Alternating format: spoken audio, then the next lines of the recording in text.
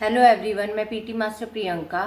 आज मैं जो टॉपिक डिस्कस करने जा रही हूँ वो है कि हमें स्पोर्ट्स की क्लास कैसे लेनी चाहिए। देखिए, मैं भी स्पोर्ट्स टीचर हूँ और आप लोग वीडियो देख रहे हैं वो या तो स्पोर्ट्स टीचर बनना चाहते हैं या फिर वो स्पोर्ट्स टीचर हैं और उन्हें दिक्कत आ रही है कि वो स्पोर्ट्स की क्लास, पीई की क्लास कैसे लें। तो जो भी नए स्पोर्ट्स टीचर है, जो दिग्गज हैं, उनको तो कोई प्रॉब्लम नहीं आती है, बट जो एक कुछ नए हैं स्पोर्ट्स टीचर या बनने का ख्वाब रखते हैं, जिनका एम है स्पोर्ट्स टीचर बनने का, उन लोगों को ये दिक्कत आती है कि स्पोर्ट्स की क्लास कैसे ले। क्योंकि एकदम से क्लास का पीरियड घंटी लगती है और बेल लगने के बाद आपको क्लास में जाना होता है, बच्चों की लाइन बनवानी होती है, लेके आपको ग्राउंड तक लेके आना पड़ता है और इसमें ही पूरा वक्त निकल जाता है। मतलब अगर 40 मिनट्स का पीरियड होता है और आप पहले से ही किसी दूसरी क्लास में हैं तो उन बच्चों को ग्राउंड से आपको लाइन बना के क्लास में भेजना पड़ता है और उसके बाद दूसरी क्लास में भाग के जाना पड़ता है और उनको लाइन बना के आपको ग्राउंड तक लेके आना पड़ता है। हम स्पोर्ट्स टीचर की लाइफ में ये सबसे बड़ी प्रॉब्लम है कि जैसे ही बेल लगी है आपको क्लास को पैकअप कराना है, लाइन अप करना है और उसके बाद लाइन बनवा के क्लास में छोड़ के आना है और वापस से दूसरी क्लास को, नई क्लास में जाना। पता नहीं वो कौन सी विंग में है, कौन से फ्लोर पे है, भाग के उस क्लास में जाके उनको लेके वापस ग्राउंड तक लेके आना है। फिर उसके बाद आपकी जो पहली क्लास गई है उसके पास स्पोर्ट्स का सामान भी रहता है, वो उनसे लेके जमा भी करना होता है, नहीं तो वो हो जाता है। फिर दूसरी क्लास को अलॉट भी करना होता है।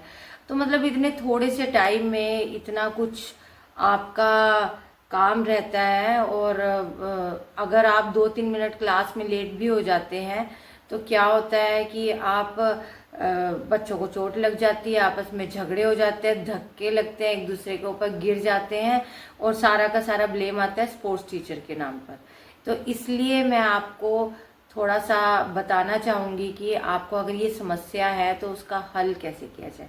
तो सबसे पहली बात तो ये है, अगर आपने शुरू में काम कर लिया, एक क्लास आपको मिली है, आपने उसमें शुरू में 1-2 महीना काम कर लिया ना, तो सारा साल आपको वो पका पकाया मिलेगा। आपको उस पर ज़्यादा काम करने की ज़रूरत नहीं है क्योंकि एक डिसिप्लिन होता है, बच्चे उस डिसिप्लिन में बैठ जाते हैं, अडोप्टेशन आ जाती है और बच्चे उसको स्मूथली फॉलो करते हैं। उन्हें पता है कि सर आएंगे उससे पहले यहाँ पे, या मैम आएंगे, यहाँ पे हमारी लाइन तैयार होनी चाहिए।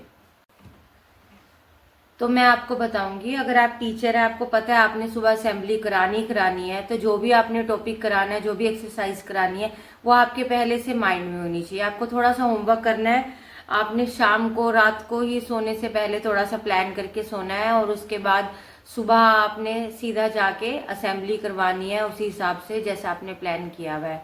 उसके बाद आपका, मेरे हिसाब से तो फर्स्ट पीरियड फ्री ही रहता है स्पोर्ट्स टीचर का, क्योंकि आफ्टर असेंबली सीधा उनको काम नहीं दिया जाता है। ठीक है, तो जब आपका सेकंड पीरियड होगा, जो भी आपकी प्लानिंग है, जो भी आपको इक्विपमेंट्स चाहिए, अपरेटस चाहिए, आप वो पहले से निकाल के, बॉल्स वगैरह जो भी है आप पहले से निकाल के रख ले कि आपको एकदम से होच पोच ना हो।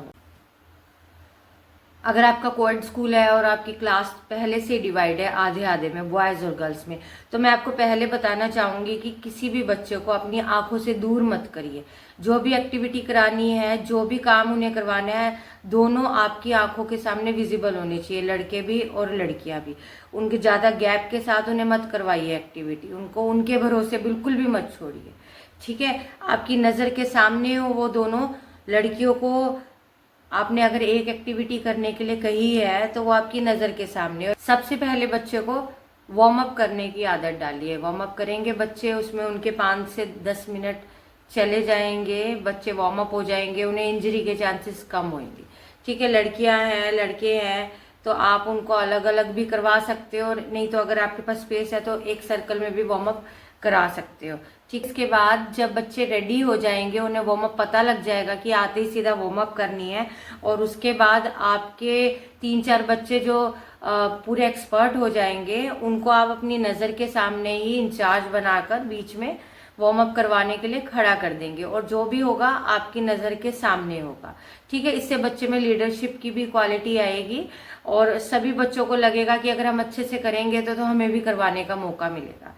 ठीक है। उसके बाद आपका डिसीजन है, लड़कों को या लड़कियों को जैसे भी आपने करवाना है, अलग अलग या एक साथ करवाना है। और उसके बाद जो भी आपने प्लान कर रखा है, जो भी आप उन्हें सिखा रहे हैं, चाहे आप वॉलीबॉल है, चाहे आप फुटबॉल है, जिम्नास्टिक्स है, योगा है, कबड्डी है, खो खो है, जो भी कुछ आप उनको करवा रहे हैं वो आप उनको स्किल डेमोस्ट्रेशन सामने दीजिए। बेल होने का थोड़ा अंदाजा रखिए। बेल होने से 3-4 मिनट पहले ही उनको लाइन अप करवा दीजिए और धीरे धीरे उनको क्लासेस में लेके जाना शुरू करिए। आप क्लास में उन्हें लेके जाएंगे, तब तक बेल हो जाएगी और आप फटाफट से अपनी दूसरी क्लास में जाएंगे, लाइन बनवाएंगे, ग्राउंड में लाएंगे। और बस यही रूल रखिए कि आपकी बेल होने से कम 3 से 4 मिनट पहले लाइन अप करवा दीजिए। और जब उनका मैच लगवाएंगे आप, तो आपने क्या करना है कि उन्हीं स्किल्स पे आपने जोर देने के लिए कहना है जो आपने सिखाई है बच्चों को। और इससे क्या होगा, बच्चों में इम्प्रूवमेंट बढ़ेगी, उनमें कंपटीशन की भावना आएगी और उनकी जो प्रैक्टिस है वो क्लियर हो जाएगी। जो भी उनके फॉल्ट्स हैं वो आप साथ के साथ एक्सप्लेन करते रहिए। और जो अच्छा कर रहा है उन्हें मोटिवेट करिए और जो खराब कर रहा है और उन्हें और अच्छा करने के लिए प्रेरित करिए। देखिए, शुरुआत में ही आपको थोड़ा ज़्यादा काम करने की ज़रूरत होएगी, क्योंकि बच्चे एक बार डिसिप्लिन में आ जाएंगे, 1-1.5 महीने में उनको पता लग जाएगा, शेड्यूल उनके माइंड में बैठ जाएगा। फिर बस आपको स्किल प्रैक्टिस करवाने में ही ज़्यादा टाइम देना पड़ेगा। और अगर आपके पास न्यू कमर्स आए हैं और आपके पास एक्सपर्ट्स हैं पुरानी क्लास में, और तो आप डेमोस्ट्रेशन के लिए उन बच्चों को, अगर वो फ्री है तो उनको अपनी जूनियर क्लास में बुला सकते हैं विद टीचर्स परमिशन, और उनको उनका डेमो आप दे सकते हैं जो आपके न्यू कमर्स हैं। इससे आपको भी हेल्प हो जाएगी और बच्चों को भी सामने डेमोस्ट्रेशन पूरा अच्छे से क्लियर हो जाएगा। आपका पहला पीरियड फ्री है तो बेल लगने से 3-4 मिनट पहले उठ जाइए क्लास में जाने के लिए। और आपका क्लास लगी हुई है आपकी, तो आपने फटाफट से क्या करना है, क्लास को ऑफ करना है 3-4 मिनट पहले, लाइन बनानी है और टाइमली बच्चों को क्लास में छोड़ के आना है। और फटाफट से देखिए, आपकी बहुत एनर्जी लगने वाली है। स्पोर्ट्स टीचर की जितनी एनर्जी ग्राउंड में नहीं लगती है, उससे ज़्यादा एग्जॉस्ट वो हो जाता है क्लासेस को लेके आने में और छोड़ने में। ठीक है। और मेरे ख्याल से कि गर्मियों के टाइम पे बहुत ज़्यादा एग्जॉस्ट हो जाते हैं हम लोग, गर्मी रहती है, पानी तक पीने का टाइम नहीं रहता है। हाइड्रेट रहिए, अपने पास पानी का इंतज़ाम रखिए, ग्राउंड में अपने पास जहाँ आप खड़े होते हैं वहाँ पे पानी रखिए, पानी पिए, पानी पीते रहिए। और बच्चों का भी ध्यान रखिए। और अगर आप स्पोर्ट्स टीचर बन ही गए हैं तो फिर ओखली में सिर दे दिया है तो मुसलों से क्या डरना। तो आप ये सब एग्जॉस्ट होने के लिए और मेहनत करने के लिए तैयार रहिए। धूप होती है, स्किन खराब हो जाती है, सन बर्न हो जाता है। मैं अपनी फीमेल बहनों से कहना चाहूँगी कि स्किन पूरी तरह से खराब हो जाती है, सन बर्न हो जाता है। और मेरे हिसाब से तो आप कितनी भी सनस्क्रीन यूज़ कर लो, कोई फ़र्क नहीं पड़ता है। कितने भी आप उपाय कर लीजिए, गर्मी से आपकी स्किन खराब हो ही जाती है। बट स्पोर्ट्समैन तो इन सब चीज़ों से बहुत आगे बढ़ चुका होता है। तो अपनी क्लास लीजिए, हौसला बढ़ाए रखिए एंड ऑल द बेस्ट। मेरे वीडियो पूरा लास्ट तक देखिए, लाइक एंड सब्सक्राइब करिए और मिलते हैं अगले वीडियो में। Bye bye.